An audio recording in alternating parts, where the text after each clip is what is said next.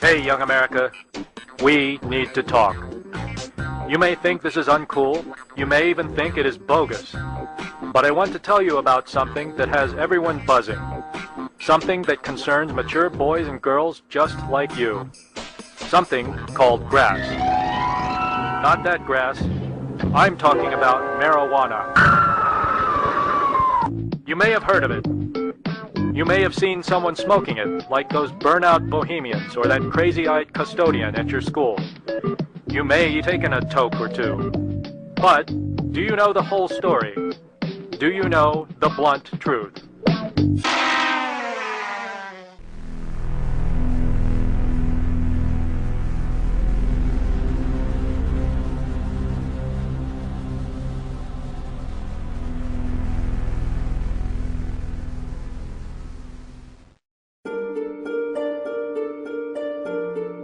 Some may say the legalization of marijuana is a joke, but this plant is no joke at all. And our government is very well aware of this.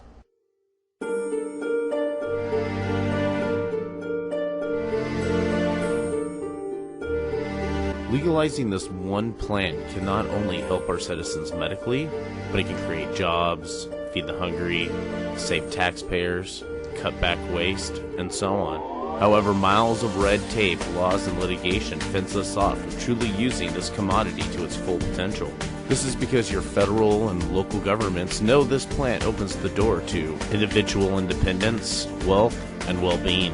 And trust me, these fat cats aren't interested in narrowing the gap between you and them. So why don't we just remove all the red tape, laws, and excuse my language, but the bullshit that stand in between us and marijuana. To one mother and her controversial treatment for her son's autism. She says medical marijuana baked into brownies not only changed some profound behaviors of her child, but also saved his life. She's speaking out for the first time on network television here with us this morning on GMA, and we will hear from her in a moment. But first, more on her story. Let's go. Let's go. Today, 10-year-old Joey Perez is thriving, but his mother Miko believes it wasn't conventional medicine that cured him of some of the severe symptoms of autism. Instead, she credits these brownies, baked with a controversial ingredient, medicinal marijuana. Any kid would love brownies, mom's brownies. She believes the drug prescribed by a doctor has saved Joey's life. Before the treatment, she described him as hostile and dangerous, and his weight dropped to 46 pounds. You could see the bones in his chest. My son was going to die. Within weeks, she says he relaxed, made sounds for the first time, and gained 38 pounds. He went from taking 13 different kinds of medicine a day to just 3. Joey's psychiatrist warns marijuana is not a cure for autism, but says its effect on Joey's brain triggered hunger and altered his personality for the better. He was clearly starving. He had droopy eyes. He had very poor eye contact. After he had began the medical marijuana, he was very bright-eyed and smiling and laughing. He was just a totally different boy. Miko isn't the first parent to use cannabis to help their autistic child. A mother in Rhode Island blogs about giving it to her 9-year-old boy in his cookies and tea. And the parents of Sam, a 10-year-old California boy, claim the medical marijuana they put in his melon has worked wonders. They are diagnoses at near epidemic proportions for kids in this country: ADD and ADHD, attention deficit disorder, and attention deficit hyperactivity disorder. Fair or not, they are so common as to become part of the vernacular, referring to our collective short attention spans and inability to focus. Don't mind him, he's got ADD. According to a member of the American Academy of Pediatrics, when our nation's doctors encounter a patient with one of these disorders, they go right to one drug, methylphenidate. You may know it better as Ritalin. But there is a lesser-known treatment, one that may, in fact, be more effective with fewer side effects. Cannabis. You may know that better as weed, reefer, Mary Jane, marijuana. Dr. Claudia Jensen is a clinical instructor at the University of Southern California and a practicing pediatrician who advocates the use of medicinal marijuana for the treatment of ADD and ADHD. Dr. Jensen, good evening. Hi, hello. How are you? This is something you feel strongly about. You even testified before Congress a few weeks ago on the use of medical marijuana. What led you to the conclusion that this is a viable treatment for this disorder? Well, that's what patients reported to me, so I listened to them. And I started paying attention and asking more questions when I did patient interviews. Seems to be rather consistent. They keep saying it over and over again. There are parents who are no doubt thinking as they watch this, without any kind of analysis or any kind of medical explanation or the expert testimony of a doctor who has listened to patients, that makes no sense to them. The idea that they are fighting on one front the influence, the pernicious influence of marijuana in a teenager's life, a kid's life, and yet you are here saying that this can be of enormous value in treating this rampant and life constricting disease. How do you respond to people who have the knee-jerk reaction, how could this possibly be any good? Well, first of all, you're right. This is a potentially life-debilitating condition for a lot of children and adolescents. They become very angry. I think the answer to that question is that it needs to be evaluated by a physician before it's recommended to a child or an adolescent. And the truth is that one of the reasons that adolescents have an increasing use of cannabis and marijuana in this country is because they've been lied to. They've been told that this is a very dangerous drug and that it has no benefit. And unfortunately, that's not what they experience in the streets.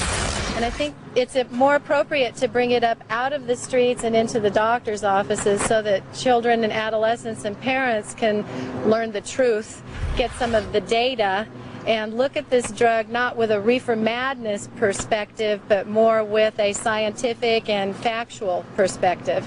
How would you administer this to children at what age? And I'm presuming that the means of dispensing would be primarily those other than smoking it. Am I correct? That's what I primarily recommend, particularly with ADD and ADHD, because smoking marijuana has such a short duration. It only lasts an hour and a half to 2 hours. Plus there's the stigma of the child smoking anything, but smoking pot is a difficult social issue to deal with. When they ingest cannabinoids or cannabis compounds, for example marijuana, it lasts a lot longer. They can get all the way through the day with a single cannabis cookie or a piece of toast with cannabis peanut butter in it in the morning before school. They don't have to get stoned, it's dose related, but they do get the benefit of being able to focus and pay attention, not be impulsive, not be angry, be peaceful and relaxed, and pay attention in school, which helps them get better grades, which is the important issue. Anything would work. Dr. Claudia Jensen from USC, many thanks for your time. Oh, it's a miracle. I mean, I was almost helpless. Mabel Macer is 82 years old. At one point, she was taking as many as 17 prescription drugs for pain. Now, she just takes her heart medicine and a medical marijuana cocktail twice daily. Mabel didn't like the idea of medical marijuana. Oh my, I thought that was horrible. But after seeing media reports, she thought it might keep her out of the nursing home. If I can find something that will make me quit hurting, I'll take it. And that's just what I'm doing. Mabel says she's far more lucid now that she's off the narcotics. Before, she could barely walk to her door. Now, she walks around the block. But Mabel's primary care physician expressed concern that medical marijuana would complicate her conditions. In a letter to Mabel, he said if she continued marijuana use, he would have no choice but to dismiss her from his practice. It is a major challenge for patients around the state to find a physician willing to recommend. Unfortunately, a number of physicians in the state are restricted from providing a recommendation to their normal patients because of where they're currently employed.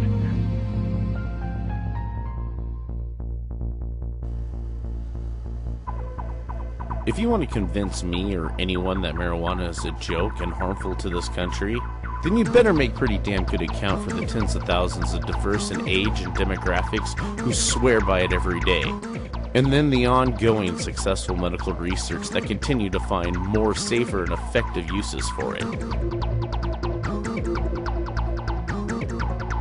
Cannabis is found in every major materia medica that has ever been written.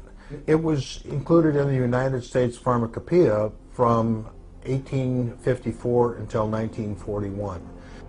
The founder of modern medicine is a physician named Sir William Osler, who was prominent around the turn of the 19th to the 20th century. He wrote the first textbook of internal medicine, and in that textbook he said that cannabis was the most effective medication for the treatment of migraine headaches. The first modern research that was done on cannabis was done in 1949 that demonstrated its usefulness in treating epilepsy. I have a number of people who don't have epilepsy when they use cannabis regularly. Cannabis is remarkably well suited to our anatomy and physiology, even in the event one smokes it. Marijuana was widely used in the 19th century for the treatment of asthma. And in the 1970s, we found that marijuana has a bronchodilator effect. It's because of the THC in marijuana. What is the evidence that marijuana smoking, habitual marijuana smoking, can lead to lung cancer? With respect to the development of lung cancer, we found no evidence of any increased risk of lung cancer occurrence in association with marijuana smoking alone. The THC actually has an anti-tumoral effect. And these are studies that were done both in experimental animals and in cell culture systems, and for different kinds of cancer. For lung cancer, breast cancer, thyroid cancer, prostate cancer, gliomas, brain cancer, that the development and growth, or the growth actually of the tumor is suppressed by THC, and metastases are also suppressed. There was a study done on AIDS patients by Dr. Donald Abrams of UCSF to specifically determine whether or not the use of cannabis had an adverse effect on AIDS patients. And rather than finding that it had an adverse effect, he found that it had a favorable effect and that it counteracted AIDS wasting syndrome. Cannabis is useful in relieving people's pain. People are able to decrease the amount of opiates that they're taking, and in some instances to stop taking opiates entirely for pain control. Antioxidant, anti-inflammatory, smooth muscle relaxant. It's also an antispasmodic. It's particularly effective in relieving pain from connective tissue disorders, from arthritis, from fibromyalgia, from systemic lupus, from reflex sympathetic dystrophy, a whole host of conditions that we don't really understand very well. People seem to get good relief from cannabis. From a medical viewpoint, cannabis has no overdose potential. It's helpful in dealing with the anxiety of people that have Alzheimer's disease. It's helpful in dealing with the muscle spasms that are associated with Parkinson's disease. Cannabis has an unexcelled record in terms of providing safe and effective sleep. We did a little study of people with Crohn's disease and found that many of them were able to stop using steroids and stop using other medications that they had taken for their Crohn's, that they had less diarrhea, they had less abdominal pain. It was a true miracle for them. Marijuana has proven to greatly reduce pain, cure loss of appetite, safer and more effective for ADD and ADHD, treat bipolar conditions, asthma, diabetes, optical disease, skin conditions, PTS, multiple personalities. The list goes on. And without any harmful prescription and no unwanted or long-term side effects. Recent studies have also shown that not only is marijuana a great treatment for Alzheimer's, but it slows and in some cases even reverses the disease as well. Imagine if your sick family member could remember yours and their names and faces again, easing family suffering, expenses, and adding a bit more quality to living with this terrible disease, and for pennies compared to the high-priced prescriptions. It's always a good controversial topic, I think. Oh, really? Yeah. What's the controversy? Okay, on Friday, the federal government officially declared that marijuana has no medical purpose and it's going to stay classified as a dangerous and addictive drug, just like heroin. And now I want to read a quote from the Department of Justice. They said, quote, marijuana has a high potential for abuse, has no accepted medical use in the U.S., and lacks an acceptable level of safety for use even under medical supervision. So they're saying not even under medical supervision is marijuana use okay. Okay, first of all, high potential for abuse. Why didn't I think of that? No. Okay, people who know me, including some of the guys here on the show. You're a stoner. No, they know that I have been free of all substances, including alcohol, for many years. And the short reason for that is, if this is me now, you don't want to see me. Okay, fair enough. Other way. But having said that, I read this story and I think, are these people high? Is the federal government Are high? they high?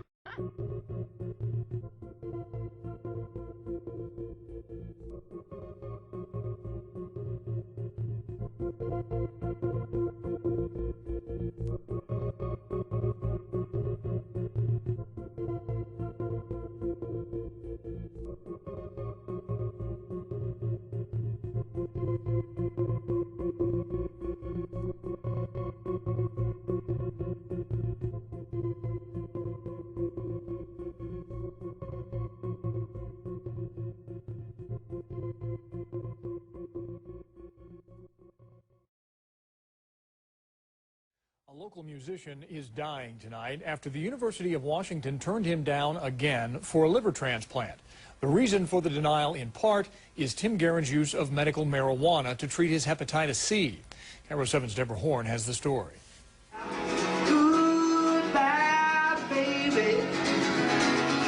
This was Tim Guerin at the peak of his musical power, a local singer whose voice and band paid homage to the internationally famous rocker Steely Dan.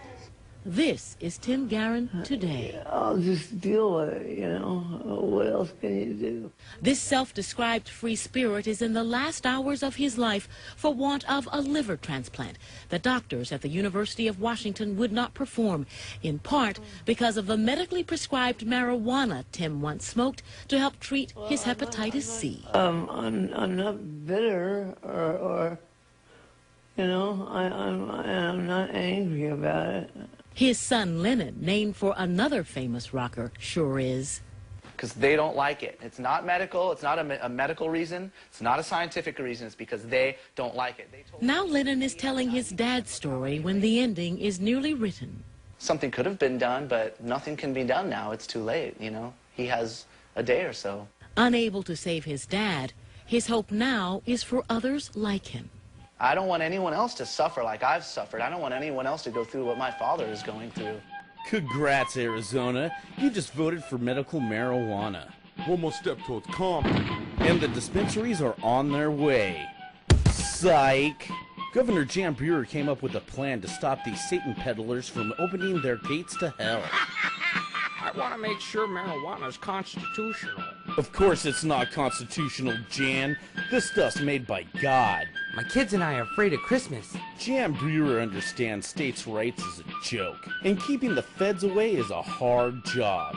Do you really expect the sheriff to get up off his ass and do his job by keeping the feds out? I only get up for hamburgers and to put my foot up a Mexican's ass.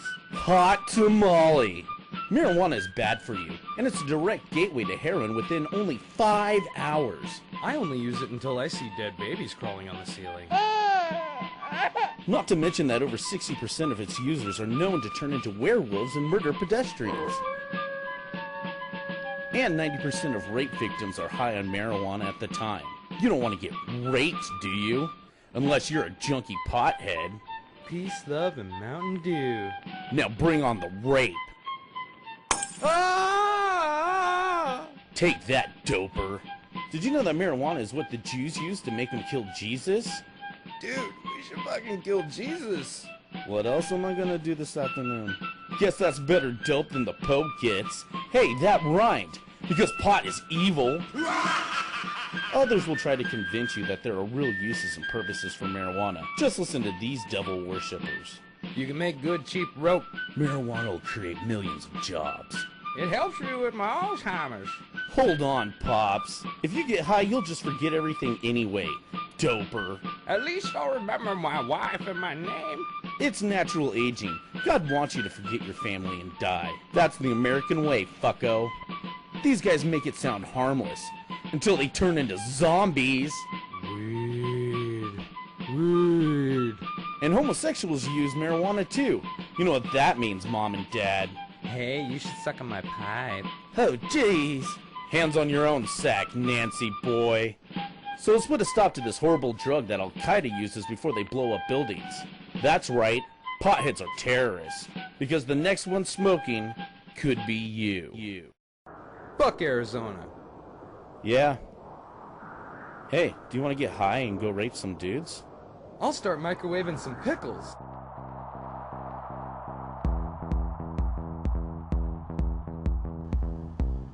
Imagine the thousands of pounds of wrappers, individually wrapped snacks, chip bags, soda bottles, phone cups, plastic bags, six-pack rings, and etc. that fill up our landfills every day. A majority of these products and packagings take up to over 80 years, sometimes even 100 to break down, some even more. And we're running out of room. Now imagine if these packaging products were made with materials that could break down in less than 2 years. We are on the threshold of copying one of the largest shipments of marijuana that has ever crossed the Mexican border into the United States. The question is, how are they going to transport it across the border? By boat, carrier pigeon, plane, freight, piggyback, long plastic cars, cats. long trucks, long trucks. Let me show you. Inside TV sets. No, Harry, no, not inside TV set. The TV set itself is the marijuana. The tube, the picture, the aerial, the whole works. How can you make a TV set out of marijuana? That's a good question, Harry. I'll show you. Now, the weed is separated from seed. The weed is then transformed into liquid. The liquid is then acted upon by a chemical, which makes it hard like a plastic. The plastic is then transformed into a spray. This spray, gentlemen, is called fiber weed. We are now able to create plastics, cloth, fiberglass type materials, and even rubbers out of different processes of marijuana. Every packaged snack, toys, diapers, convenience cup, t-shirts, jean type pants, coat hangers, appliances, packaging, cardboard, paper, etc. can be made from compostable materials made from marijuana and hemp. The best part is, when these items get worn, torn, and unusable, you just simply bury it in the ground, and it's gone in less than 5 years. This would dramatically reduce our landfill problems by staggering statistics, saving our planet from the overwhelming amounts of unbiodegradable waste, and promoting nutritious, rich soil. Our garbage can literally be used to grow plants, vegetables, and more marijuana and hemp to be used to keep this process going. Safe, clean, creating jobs, localized growing, and food. This plant has the power to free our families from the chains of high grocery prices, processed junk in our food that gives us cancer, overfilled landfills, weak economies, and localized hunger. Products made from this plant will be so cheap to make and by the abundance that we will be practically giving it away. Every time you see a starving, half-naked child on the streets, just know that right now, we have the power to end it, if only we gave this plant a real chance. Saying this plant is banned or illegal is like saying nature is wrong. We've tried to go around and against nature every day. And I don't know if you've been looking around, but it isn't working.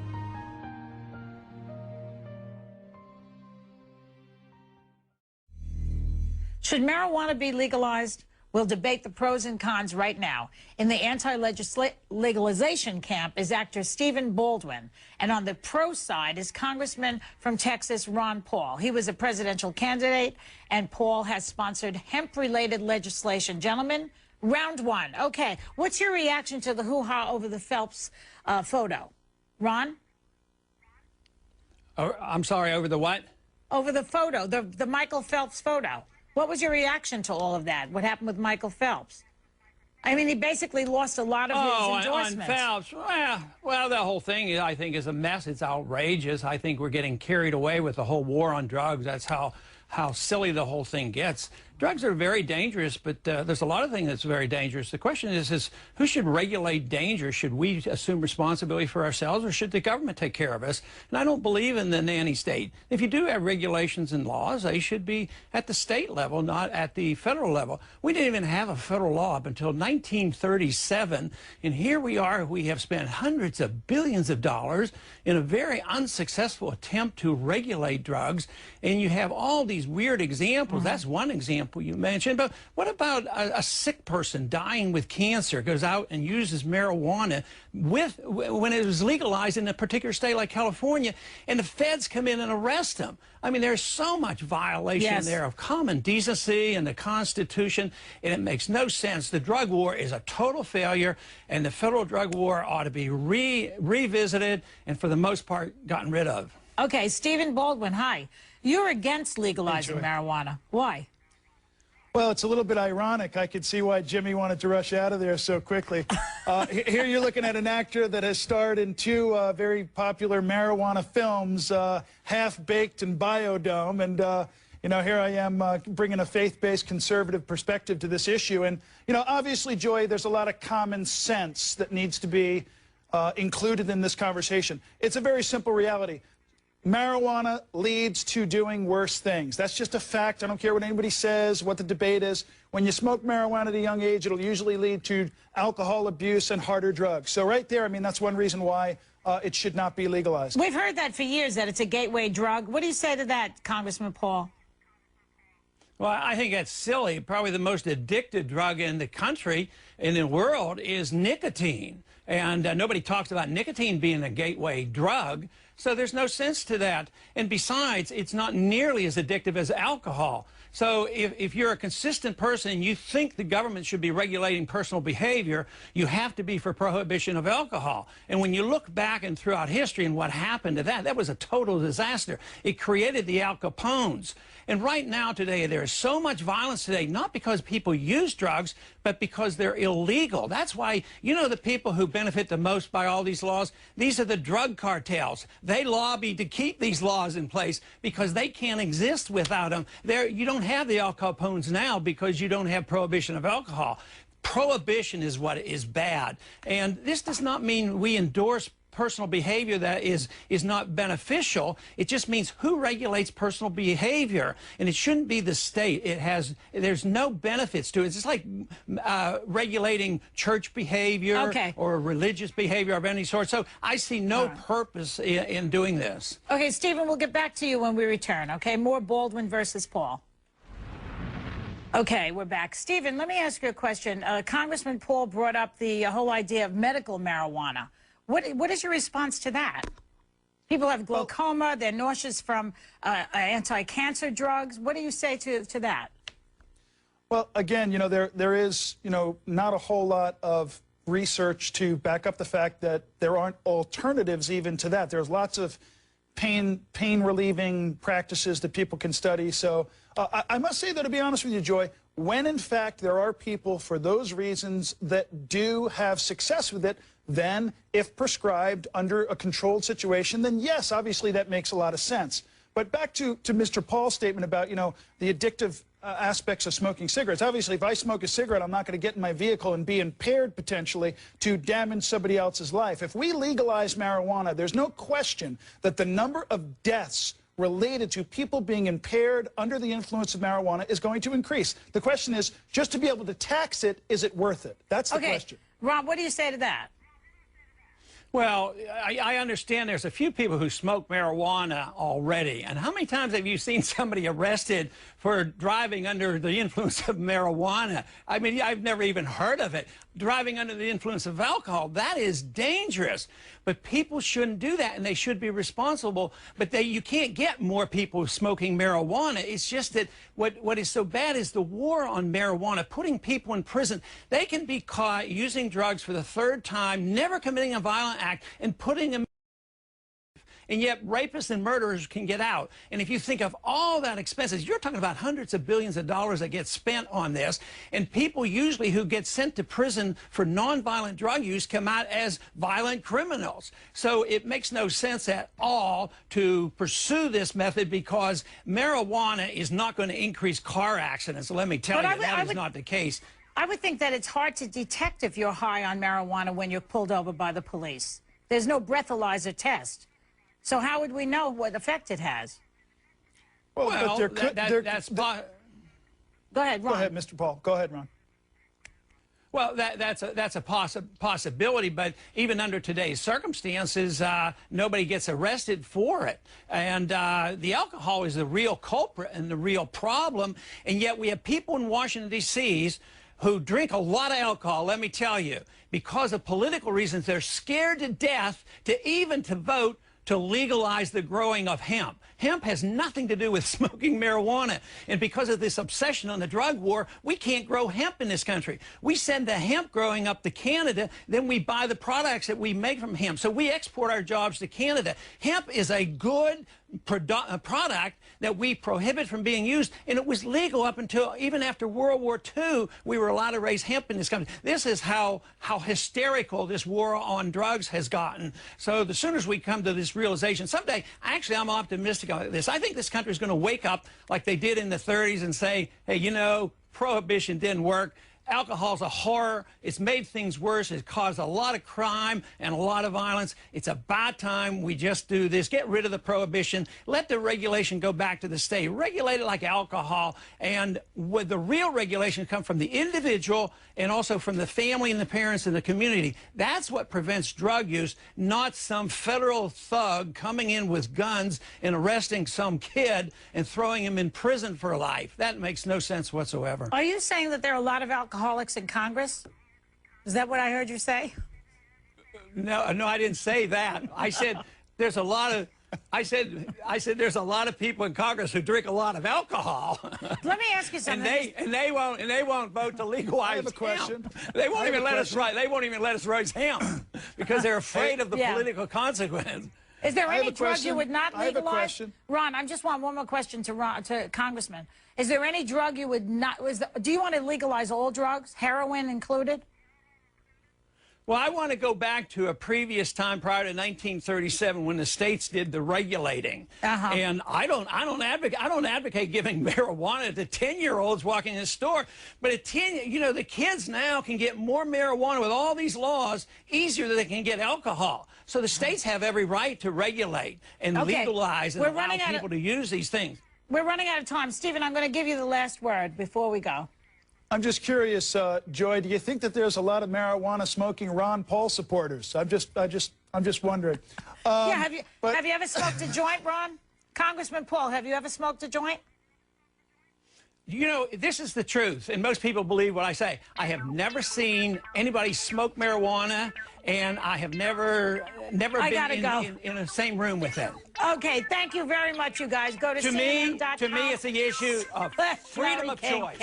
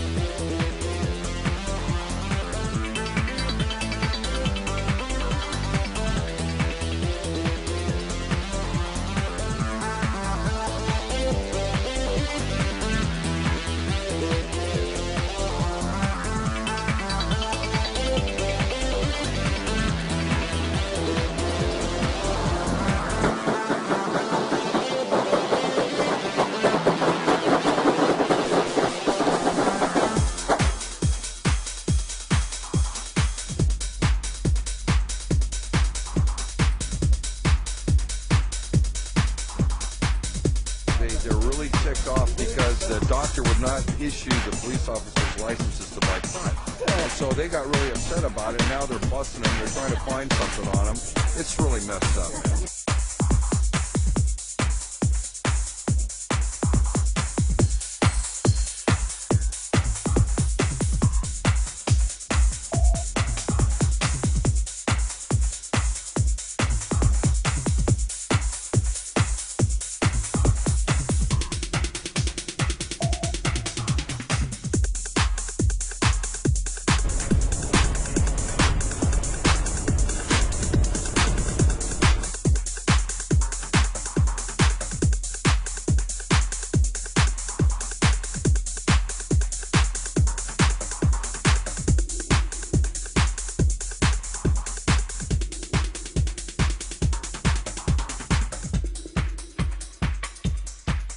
So in this field alone, you're looking at $2 million worth of wholesale marijuana. By the time it hits retail on the streets, that can go up to $4.8 million.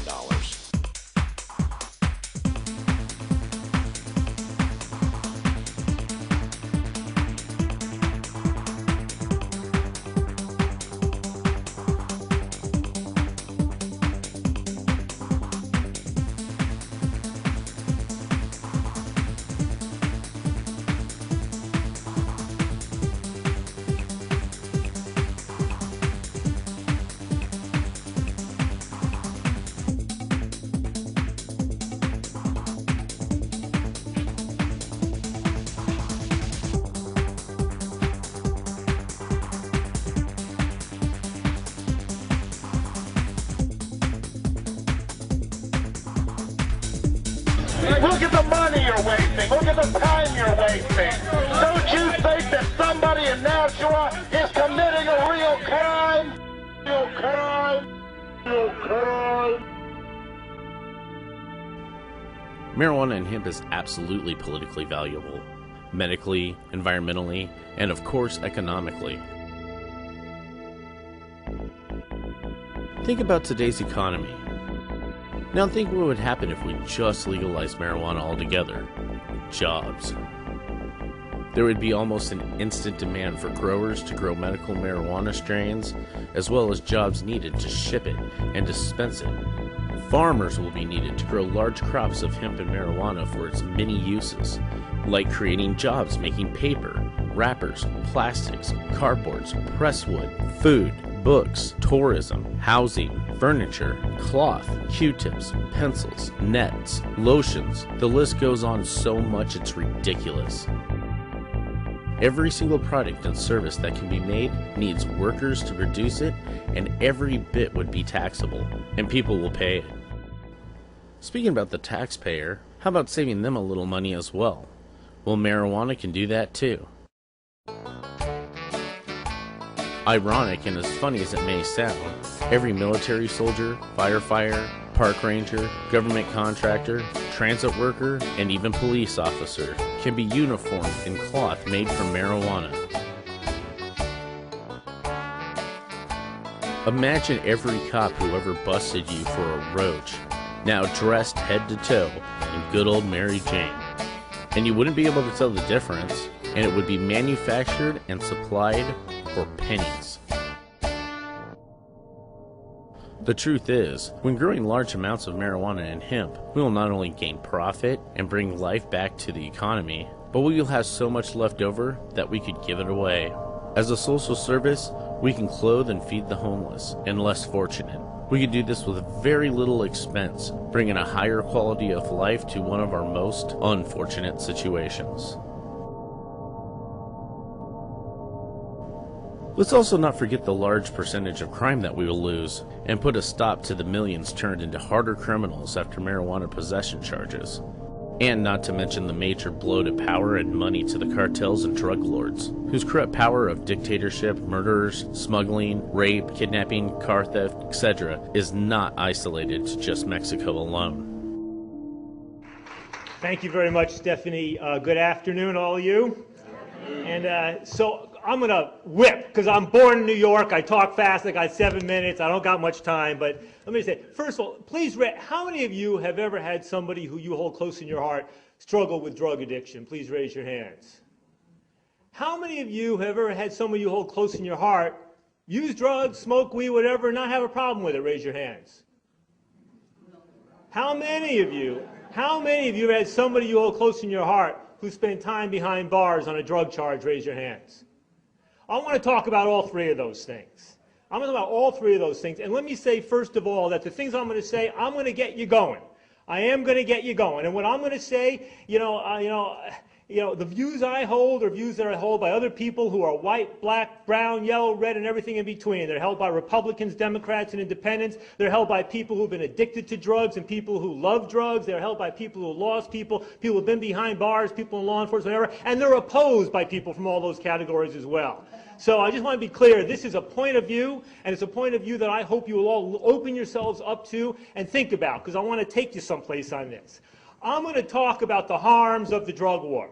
And when I'm talking about the harms of the drug war, I am not coming at this personally, first and foremost, as somebody who is concerned about racial justice. I am coming at this first and foremost as somebody who is concerned about human rights. Right? I am a human rights activist. And when you are a human rights activist, and when you look at the phenomena of the war on drugs in the United States, you cannot escape the fact that this is not just a human rights issue, but an issue of racial justice as well. Now, I want you to look at the numbers on this thing. The United States, our nation today, we have 5% of the world's less than 5% of the world's population. We have almost 25% of the world's incarcerated population. We rank first in the world in the per capita incarceration of our fellow citizens. The Russians, the Belarusians keep huffing and puffing to keep up. They can't do it. We are number one in the world, number one when it comes to locking up our fellow citizens. When it comes to locking up people for drug charges, we went from having 50,000 people locked up on drug charges in 1980 to over 500,000 people today. Never mind the hundreds of thousands of more on parole and probation violations related to drug charges. Right? You look at we lock up in America more people for violating a drug law than all of Western Europe locks up for everything. And they got 100 million more people than we do. Right? Now, I want to ask you something. Do any of you think that would be possible if the vast majority of people behind bars were white?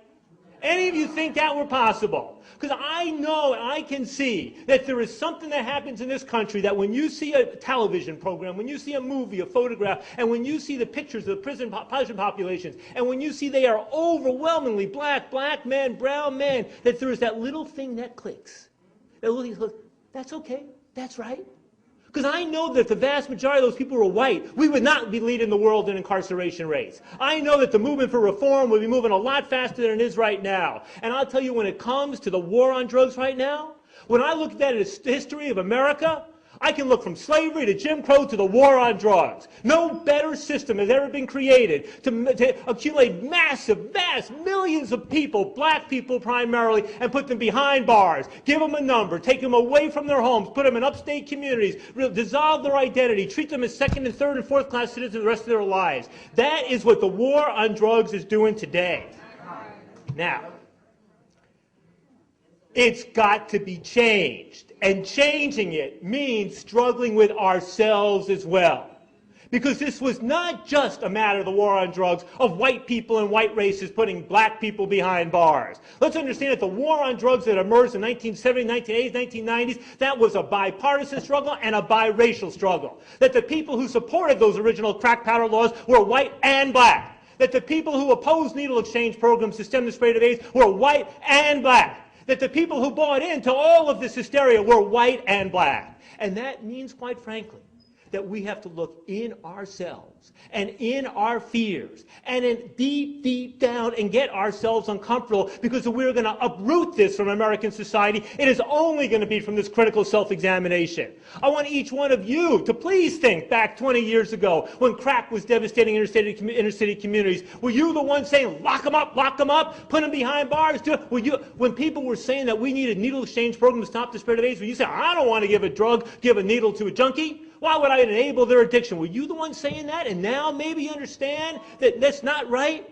Because there is a price to a slow learning curve. When other nations understood what was right 20 years ago, we were slow. And the price of our slowness was an incarcerated population that now leads the world. The price of our slow learning curve was hundreds of thousands of people dying of HIV/AIDS. We can no longer afford to have a slow learning curve. We have to accelerate our learning curve. And we have to understand that no matter how much we hate drugs, that the war on drugs is not the answer, that the criminalization of criminal justice is not the answer, that it is always a mistake to call in our oppressors to save ourselves from ourselves. I'll tell you something. 1.8 million people being arrested now, it's black people. You want to know something? Twice as many people getting busted for marijuana today as was true 25 years ago. If they've been arresting as many people for marijuana 25 years ago as they are now, you know who just might have gotten arrested? That guy in the White House. And would that guy in the White House be sitting in the White House today if he'd been arrested for marijuana? How many people are being derailed from this? How many people? So what I want to understand is that is there going to be a collective movement to end this? I am so happy. When we were doing a ballot initiative in California to try to shift resources from prison and parole into treatment, that Alice Huff and the NAACP, they signed on to that. I was so happy that when my organization was leading the effort to repeal the Rockefeller drug laws, that Ben Jealous sent out an NAACP alert not just to New York members, but to the entire nation, NAAC, because he knew those laws were wrong. But it can't just be about tinkering around the edges. We have a systemic problem, and we have an ideological problem. No matter how much you hate drugs, no matter how much you have seen the worst that drugs can do, the war on drugs, the criminal justice system, and the criminalization approach cannot and will not be the right way. It does not make sense to put the resources into the hands of the prison industrial complex. You want money, we want money for treatment and education and healthcare and housing, then we can't have the fastest building prison system in the world. We can't have our prison industrial complex absorbing $100 billion a year. We cannot have such a system. We cannot have such a system. So,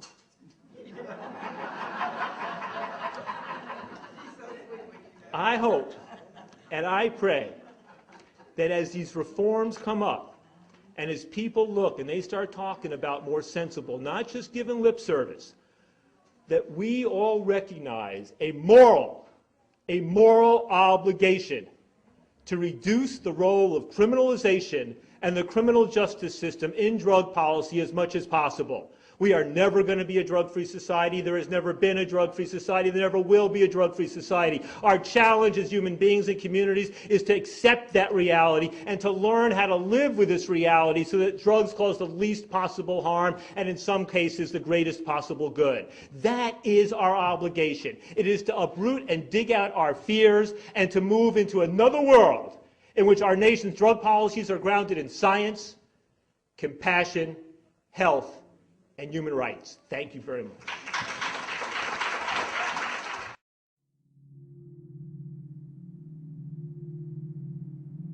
Marijuana wishes no harm to anyone. In fact, its track record proves the total opposite. Yet this plant has been banned, hated, demonized, wars declared to stop it, innocents hurt for believing in it, patients stripped of their rights of having it when needed, and a system that turns good people into criminals just for possessing it.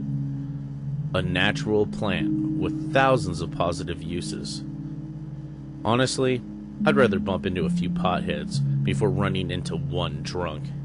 Alcoholics have been known to rage, steal, rape, commit robbery, hallucinate, suicide, harm others, meaning beating family, manslaughter, even outright murder. It's also damaging to the organs, blood, mental health. This list can go on and on and on. Marijuana has virtually no undesired side effects, non-harmful to your organs other than smoking it, but marijuana also has several safer ways to use it. It's also non-addictive and has no violent or criminal track record other than obtaining it illegally, which the only violence and crime associated with it is because it's illegal. But just look at those who use it. Happy, pain-free, social, calm, caring, free, peaceful, and full of smiles.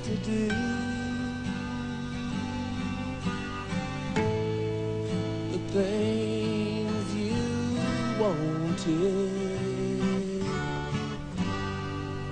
I bought them for you. I know I've dreamed you a sin and a lie. I have my freedom, but I don't have much time. Faith has been broken, tears must be cried. Let's do some living after we die.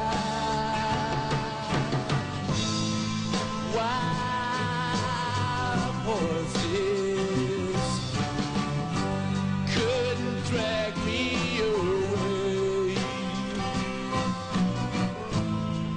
Wild, wild horses, we'll ride them someday.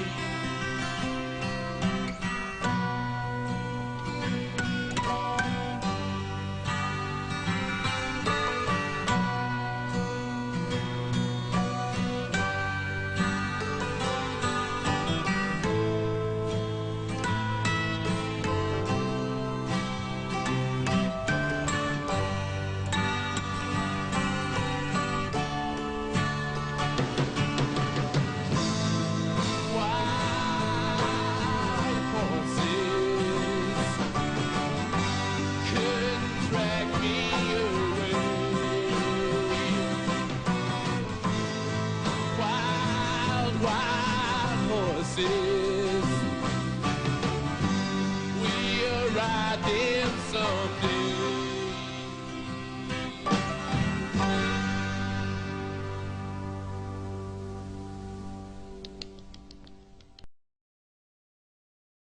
Name something that gets passed around. Chris. A joint. A joint. It's not wasted junkies in basements and alleys wasting their time high and doing nothing that use marijuana. It's teachers, lawyers, neighbors, good family members, mailmen, doctors, city workers, helpful customer service associates, paper handlers, hairdressers, business owners, and people that we rely on every day. There's no such thing as one demographic for recreational use. Marijuana is so widely used that everyone in the United States knows someone that they trust that uses it. And still, we all function and handle responsibility just fine. There with Chris. A joint.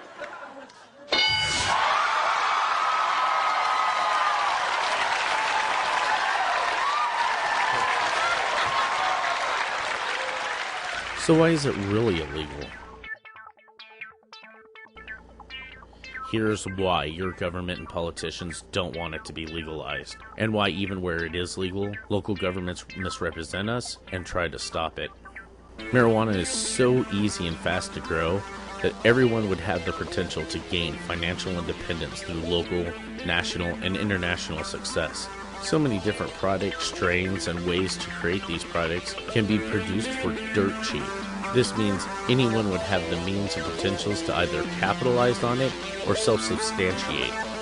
The last thing that rich, greedy politicians, government-supported corporate bigwigs, Wall Street top dogs, and banker cartels want is to share their space at the top with anyone. Marijuana can very easily aid in narrowing the gap between us and them, and they are very aware of this. They would no longer be as rich or as powerful, which means they're no longer threatening superior existence or exceptional. But that's just punitive. Having more independence means that you're less controllable. People will practice their rights more often and even be willing to fight for their own freedom and independence. This is very harmful to our current government, who acts and passes laws without a vote from the people, and treat us like we're the criminals, prisoners, remove our rights, and accuse us of being terrorists when we were the ones that were attacked in the first place. Let's also not forget the millions taken in by keeping it criminalized. We're living in a day and age where you can serve time, be fined ridiculous amounts of money, and kept on probation just for having a roach in your possession. With almost half of the population of the U.S. using marijuana, our system is making a killing. And with the way records haunt people, they turn honest, everyday citizens into hardened criminals overnight, simply just so that they can get by. Then their bigger offenses lead to bigger bust, and of course, more money. And with more criminals out there on the streets, they can move in more police, more laws, and less rights for the people. And what about our sick, the suffering and dying? Our medical system isn't interested in curing any disease, easing suffering, or adding a quality to life that promotes hope. These lead to higher mortality rates, and more importantly, there's not as much money in actually helping the sick. A practice is a business, and you are just a subject. There's more money in preventing illnesses and subsiding pain, but not in actually curing anything. The more money that you spend on the doctor and at the pharmacy means more taxes and less liability to the elite that run this country. You and all those around you are simply money bombs, pawns, and cash cows for the rich and the greedy to gamble with as long as you're beneficial to them. Moving us around in and out of jail and up and down financially is their way of making things last as long as possible until they've drained us all completely. Allowing us to have power and independence that marijuana and hemp give us is not a part of their plan. You're meant to drink, generate crime, and hand over your money and feel completely oppressed while their web is spun around you. If this wonderful piece of nature can be illegal and banned, then how long until lettuce, flowers, pets, and even children are outlawed? This is why we need to take the first major move to fight for marijuana before we lose everything. The United States still states that it's to be ran by the people. And as far as I'm concerned, there's no one in office, just corporations and bankers holding the fort, making things worse. So I refuse to recognize their laws. And like good old Sub said, you can have my bong when you pry it from my cold, dead hands. A Rhode Island state lawmaker who once criticized his state government by invoking the image of pot-smoking Guatemalans has been arrested for marijuana possession. Of course. Earlier this year, Republican State Representative Robert Watson tried to highlight his colleagues' misplaced priorities by saying, quote, "I suppose if you're a gay man from Guatemala who gambles and smokes pot, you probably think that we're onto some good ideas here." Gay Guatemalans? They find a new target every day. Now the man who seems so concerned about immigrants smoking pot allegedly drove through a police checkpoint with marijuana in his car after drinking. He was arrested for marijuana and paraphernalia possession. The Providence Journal reported that Watson's eyes were, quote, extremely glassy and bloodshot, and that he smelled like, quote, distinct odor of marijuana. Of course, he vehemently denied the charges, though he did admit that, quote, trace evidence of marijuana was in the car, which, by the way, is pretty much admitting the charges. Watson also recently dismissed the debate over decriminalization of marijuana as a waste of legislators' time. I guess that time could have been better spent toking up.